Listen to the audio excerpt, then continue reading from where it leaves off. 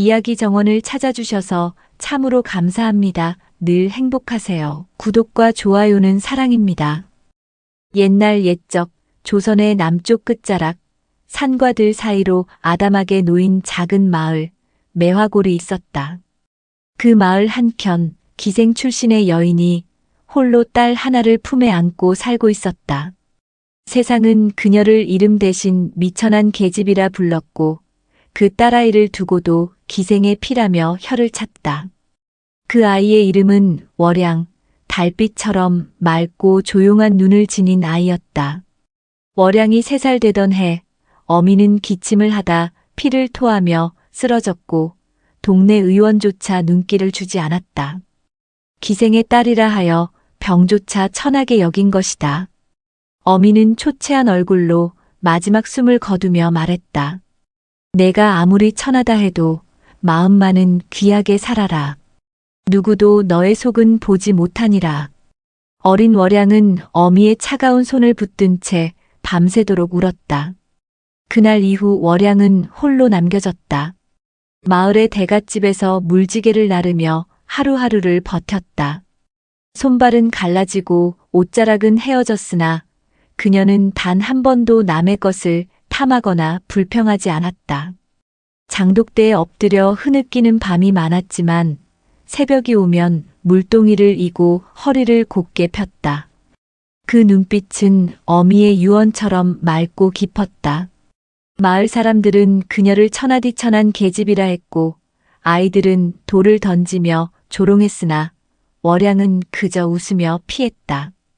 그러나 그녀의 눈엔 늘 슬픔보다 더 깊은 무언가가 서려 있었다. 그건 말 못할 그리움과 세상 어디엔가 따뜻한 품이 있으리라는 간절한 희망이었다. 그녀는 하늘을 보며 속으로 묵묵히 되뇌었다.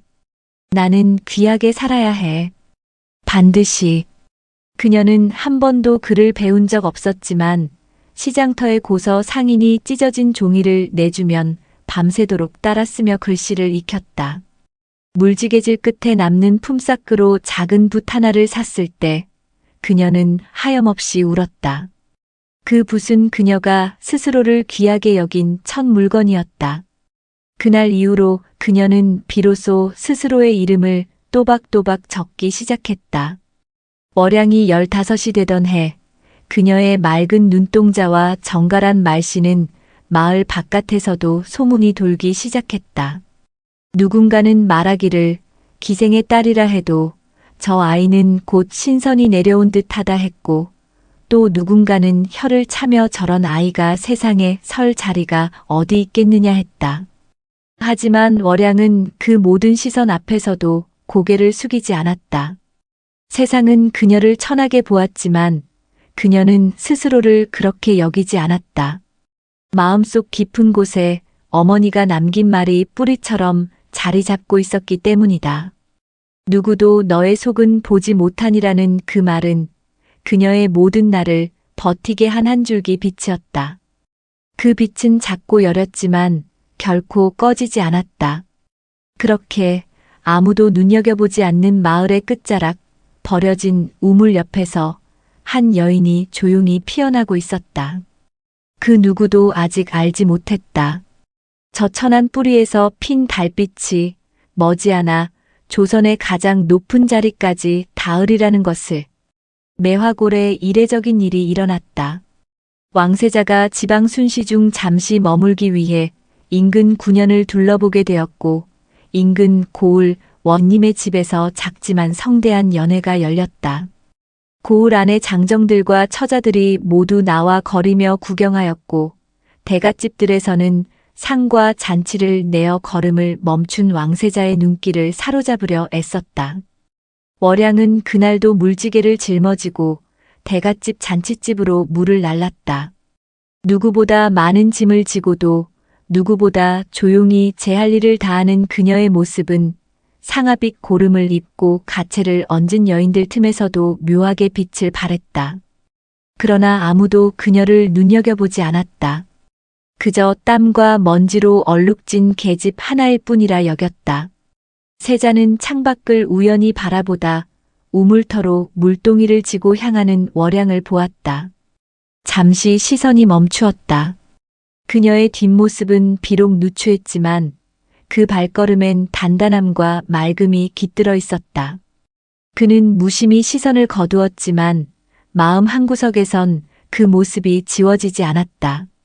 마치 오래전 꿈속에서 본 듯한 장면 같았다. 그날 밤 잔치가 무르익었지만 세자는 술잔을 들지 않았다. 대신 조용히 사람을 불러 물었다.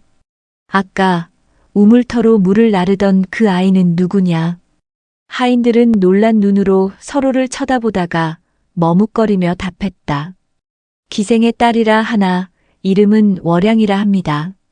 궁금증은 점점 깊어졌다. 세자는 밤이 늦도록 잠을 이루지 못했고 이튿날 새벽 몰래 걷어 입은 평복을 두르고 마을로 나섰다. 매화골 골목을 돌아 우물가에 도착했을 때 아직 이른 시각인데도 월양은 물동이를 들고 있었다. 두 사람의 눈이 처음으로 마주친 순간 그 사이엔 바람도 소리도 멎었다. 너는 왜 이리 이른 새벽에 나왔느냐? 낯선 이의 물음에 월양은 조용히 웃으며 대답했다. 물이 맑을 때 길어야 사람들이 덜 탓하지요. 세자는 그 대답에 오래도록 시선을 떼지 못했다. 그 말 속엔 수치도 자조도 없고 오히려 스스로를 단단히 다져온 사람의 단아한 품위가 배어 있었다. 그 만남은 짧았으나 깊었다. 세자는 돌아가는 길에도 그녀의 말투와 눈빛을 떠올렸고 마음 깊은 곳에 묘한 떨림이 자리 잡기 시작했다. 처음엔 연민인 줄 알았지만 그것이 점차 무엇으로 바뀌어가고 있는지 그는 아직 알지 못했다. 다만 다시 그녀를 만나고 싶다는 마음 하나만이 점점 또렷해졌다. 세자가 떠난 후 월양은 며칠 동안 마음이 심란했다. 우물가에서 마주한 낯선 사내의 눈빛이 자꾸만 떠올랐고 그의 말투는 어딘지 모르게 범상치 않았다. 그러나 그녀는 그저 스쳐간 인연이라 여기고 다시 일상의 자리로 돌아갔다.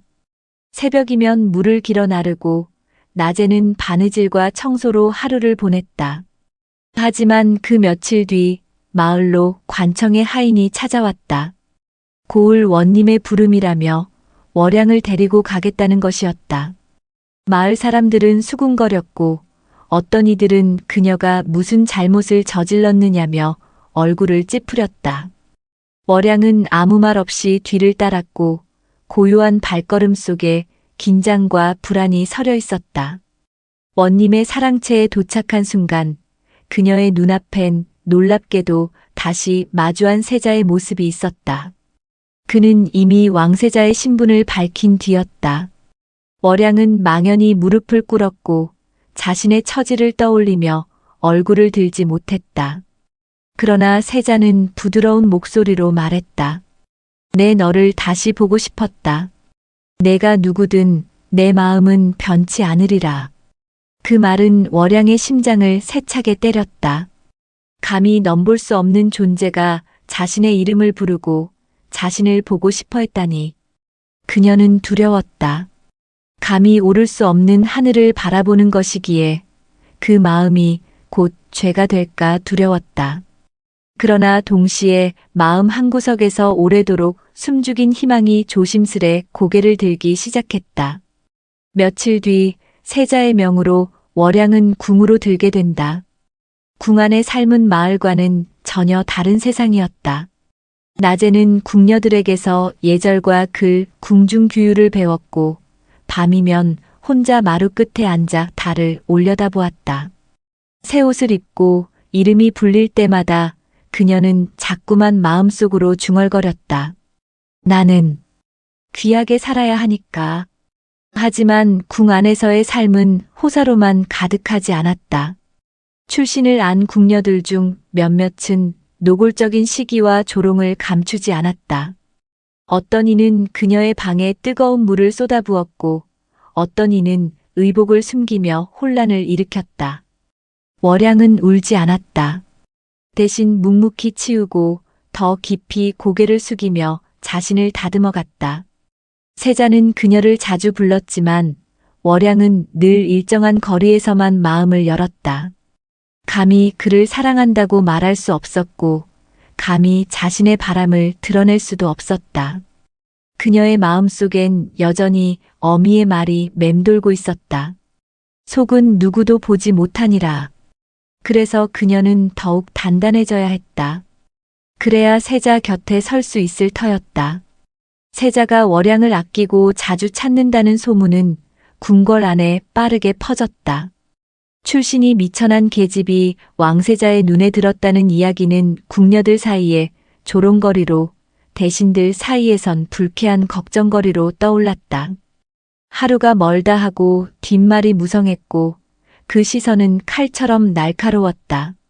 그러나 월양은 그 모든 것을 묵묵히 감내했다.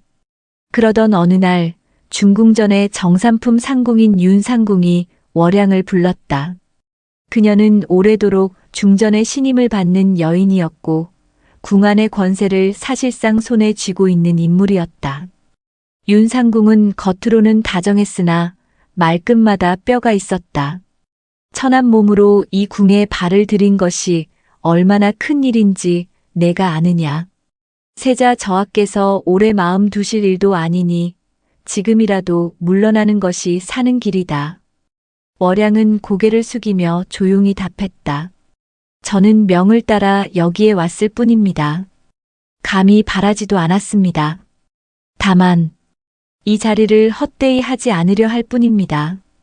윤상궁은 그 대답에 미소를 지었지만 돌아서는 눈빛엔 냉혹함이 서려 있었다. 그날 이후 월양에 대한 모함과 시련은 더욱 노골적으로 몰아쳤다. 궁녀들 중 하나가 세자의 애첩이라 자처하며 월양에게 음식을 던지는 일이 있었고 월양이 관리하던 비단 장롱 속에서 금침이 사라지는 일도 벌어졌다. 결국 월양은 죄인처럼 끌려가 문초를 받았고 연인물로 머리를 적신 채 무릎을 꿇고 조사를 받아야 했다. 그녀는 억울했지만 끝내 항변하지 않았다. 단지 조용히 무너진 마음을 다잡고 눈을 감았을 뿐이었다. 그날 밤 세자는 그 소식을 전해 듣고 노하였다. 월양이 억울한 누명을 쓰고도 끝내 자신에게 말하지 않았다는 사실에 마음이 무거워졌다. 곧장 처소로 찾아간 그는 앉은 채로 떨고 있는 월양을 품에 안으며 조용히 말했다. 내가 지켜주지 못해 미안하다. 내가 아니면 누구에게 이 마음을 내어놓겠느냐. 이제는 나를 피하지 말아다오. 월양은 그 품속에서 눈물을 흘렸다. 억울해서가 아니라 그 마음이 너무 따뜻해서 처음으로 누군가가 자신을 보호하겠다고 말해주어서였다. 그러나 동시에 두려움도 엄습했다. 그 품이 클수록 그 안에 숨을수록 자신의 천한 피가 이 모든 것을 더럽힐까 두려웠다. 그래서 그녀는 말없이 고개를 끄덕일 수밖에 없었다. 세자는 이후 그녀를 더욱 공공연히 곁에 두기 시작했다. 연회의 자리에도 동석하게 하였고 병이 난 중전 대신 월양에게 백관의 부인들을 맡게 하였다. 대신들은 분노하였고 조정은 술렁였다. 감히 기생의 딸을 중전의 자리에 들릴 셈이냐는 비난이 쏟아졌지만 세자는 뜻을 굽히지 않았다. 그녀는 나의 사람이다라는 말 한마디가 궁을 뒤흔들었다. 하지만 월양은 그 말의 무게를 알고 있었다. 그것은 달콤한 약속이 아닌 더 거센 풍파가 몰아칠 예고와도 같았다. 달빛은 아름다웠지만 그 빛 아래에 선다는 것은 언제든 바람에 흔들릴 준비가 되어 있어야 한다는 뜻이었다. 그녀는 밤마다 마음속으로 되뇌었다. 나는 무너지지 않으리라. 감히 이 자리에 섰으니 끝까지 버텨야 한다. 세자의 굳은 뜻에도 불구하고 조정은 점점 더 격렬히 반발했다. 대소신료들은 입을 모아 아뢰었다. 천비의 자식을 중전으로 삼는다면 조선의 근본이 흔들립니다. 그 말들은 차가운 칼날이 되어 궁 안을 맴돌았고 월양은 자신이 세자에게 짐이 되는 것은 아닌지 자문하며 밤마다 잠 못 이루었다. 어느 날 국혼을 앞두고 정해졌던 세자의 혼처가 문중의 반발로 파기되었다. 양반가의 규수가 자신은 기생의 딸과 같은 자리에 설 수 없다며 기어코 사퇴를 요청한 것이다. 이를 기화로 조정은 세자에게 새 혼처를 강하게 압박했고 심지어 국왕마저도 신하들의 뜻을 무시할 수는 없다고 완곡히 뜻을 내비쳤다. 세자는 침묵 속에서 밤새도록 궁을 걸었다. 그리고 새벽녘 월양의 처소로 찾아왔다. 초췌한 얼굴에 붉어진 눈동자를 한 그가 조용히 무릎을 꿇었다. 내가 아니면 안 된다. 단 한 번뿐인 이 인생에서 마음을 속이고 살 순 없다. 비록 그 길이 가시밭이라 해도 내 손을 놓지 않겠다. 월양은 말없이 그를 바라보았다. 마음은 터질 듯 벅차올랐지만 그녀는 조용히 고개를 저었다. 저하, 제가 감히 그 자리를 탐하는 것이 아닙니다. 저로 인해 저하께서 세상의 비난을 받으시는 것이 더는 견딜 수 없습니다. 그러나 세자는 단호히 답했다. 내가 너를 믿지 못한다면 내가 누구를 믿겠느냐. 내 곁에서 함께 싸워다오.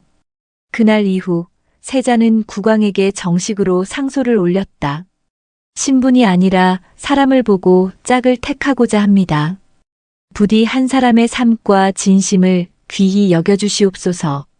나라 전체가 술렁였다. 백성들 사이에서도 말이 많았다. 천한 계집이 중전이 된단 말이냐는 수군거림과 함께 어떤 이는 진심을 보는 저하야말로 진정한 군왕이 될 그릇이라며 지지하였다. 이에 국왕은 깊은 고민 끝에 조건을 걸었다. 백성들의 뜻을 먼저 물어보자. 너의 결정이 진심이라면 그 진심을 백성이 알아볼 것이다.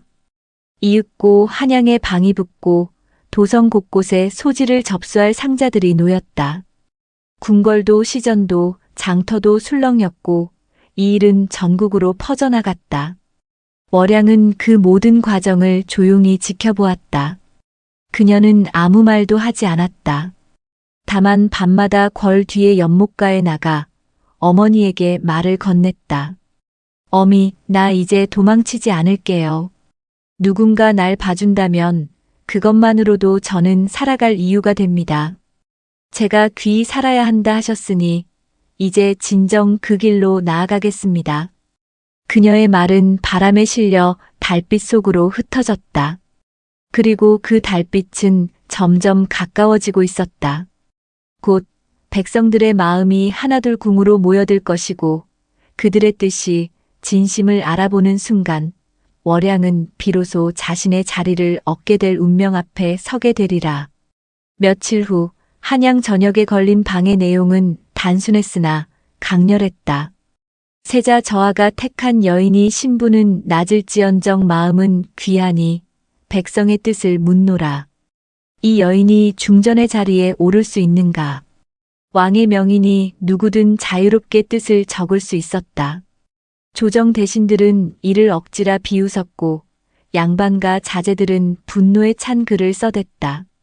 하지만 뜻밖에도 가장 먼저 붓을 든 것은 평범한 백성들이었다. 우리는 늘 높은 사람들끼리만 혼사를 정하는 것을 보아왔습니다. 하지만 세자 저하께선 처음으로 우리처럼 낮은 자의 진심을 귀히 여기셨습니다. 한 중년 여인의 글이었다. 그리고 시장 상인, 궁에서 나와 장사하던 궁녀 출신 노파, 과거 시험을 포기하고 장터에서 붓글씨를 써주던 젊은 선비까지 백성들은 하나둘 마음을 적기 시작했다. 그 여인이 누구이든 나라님 곁에서 올곧은 마음을 지켜줄 사람이라면 족합니다. 신분보다 더 중요한 것은 품성과 진실입니다. 세자 저하의 뜻을 따릅니다. 기생의 딸이라 하나 우리 어미도 기녀 출신이었으나 누구보다 고든 사람이었소. 그 여인을 욕보이지 마시오. 소지는 날마다 쌓여갔고 왕은 그 글들을 직접 읽었다. 뜻밖에도 백성들의 의견은 단순한 동정이나 감상에 머물지 않고 옳고 그름을 꿰뚫는 이성적인 판단으로 가득 차 있었다. 국왕은 깊은 침묵에 빠졌다. 신분의 울타리보다 진심을 보는 백성들의 눈이 때로는 신하들보다 더 바르고 현명하다는 것을 그는 처음으로 실감했다. 그날 밤 왕은 세자를 불렀다. 고요한 침전에서 두 사람은 마주 앉았다. 왕은 긴 한숨 끝에 말했다. 내 너를 어릴 적부터 지켜보았다. 내 마음이 어디를 향하고 있는지도 안다. 다만 그 길이 험하다는 것이 두려웠다. 하지만 이 나라의 주인은 백성이니 그 뜻을 거스르진 않겠다. 너의 결정을 허하마. 세자는 무릎을 꿇었다. 아버지, 감사합니다. 그는 처음으로 완전한 허락을 받은 순간 눈시울을 붉혔다. 그동안의 고통, 불안, 결심이 한순간에 녹아내리는 듯했다. 왕은 조용히 덧붙였다. 다만 그 여인도 견뎌야 할 것이다. 높은 자리에 선다는 것은 늘 바람을 마주보는 일이니라. 세자는 월양의 처소로 곧장 달려갔다. 늦은 밤이었지만 그녀는 마루에 앉아 달을 바라보고 있었다. 저하 그 한마디에 세자는 손을 내밀며 말했다. 이제 그대가 고개 숙이지 않아도 되는 세상이 되었다. 그대의 진심이 많은 사람의 마음을 움직였소. 월양은 말없이 눈물을 흘렸다. 그리고 조용히 그의 손을 잡았다. 처음으로 두 사람은 서로를 향해 고개를 들고 마주 보았다. 그 순간 달빛은 더없이 밝게 궁 안을 비추고 있었다. 그 빛은 마치 민심이라는 이름의 하늘이 두 사람의 길을 허락한 듯했다. 새벽 궁궐엔 은은한 종소리가 울렸다. 이는 곧 새로운 중전의 책봉이 있음을 알리는 신호였다. 하루 전 국왕은 조정 앞에서 세자비 책봉을 공식 선포하였다. 비록 천한 출신이라 하나 그 마음이 어질고 뜻이 깊어 백성들이 인정한 이니 조선의 어머니로 삼는다. 장대한 정가간 대신들은 어색한 침묵 속에 고개를 숙였고 일부는 묵묵히 눈을 감았다. 바뀐 세상의 흐름을 받아들이는데 시간이 필요했던 것이다. 그날 월양은 붉은 봉황무늬 수놓인 중전의 예복을 입었다. 수십 번은 거울 앞에서 연습했을 절을 마치고 조용히 전각문을 열었다. 연회장이 아니라 백성들 앞에 먼저 나서고 싶다는 그녀의 뜻이 국왕에게 받아들여졌기 때문이었다. 궁궐 앞마당엔 수백 명의 백성이 모여 있었고 그녀가 발을 디디자 탄성이 흘러나왔다. 그 자리에 우물터 할머니도 고서 상인도 어린 시절 돌을 던지던 이웃 소년도 있었다. 월양은 고개를 숙였다. 이 몸은 미천한 뿌리에서 자랐습니다. 하지만 오늘 이 자리에 선 것은 저를 낮게 보지 않으신 여러분의 눈 덕분입니다. 중전으로서 앞으로는 백성의 눈을 외면하지 않겠습니다. 제 마음을 바쳐 이 나라를 돌보겠습니다. 그 말에 백성들은 뜨겁게 눈시울을 적셨고 누군가는 조용히 땅에 이마를 붙여 절을 올렸다. 세자는 아니 이제는 왕이 된 그는 멀리서 그 광경을 지켜보고 있었다. 그의 눈엔 자랑과 감동이 어렸다. 밤이면 밤마다 달을 보며 그리워하던 그 여인이 이제 조선의 가장 높은 자리에 선 것이다.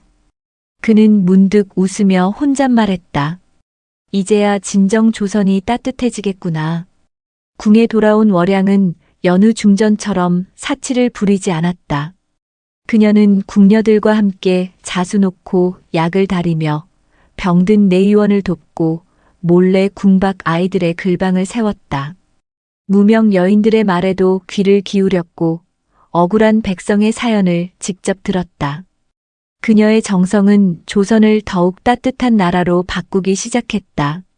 세월이 흘러도 월양의 이름은 사람들 입에 자주 올랐다. 백성들은 그녀를 달빛 중전이라 불렀고 매화골의 옛 우물터는 사람들이 찾아와 기도를 드리는 성지처럼 되었다. 어머니의 묘 옆에는 작은 정자가 세워졌고 그곳에서 월양은 해마다 조용히 절을 올렸다. 어미, 나 귀하게 살고 있어요. 하늘에서 보고 계시지요? 달빛은 여전히 맑고 궁궐의 지붕 위를 은은히 비추고 있었다. 천안 뿌리에서 피어난 한 여인의 진심이 조선을 바꾸고 있었다. 그리고 그 이야기는 오래도록 사람들의 마음속에 전래처럼 남아 또 다른 희망이 되어 흐르고 있었다.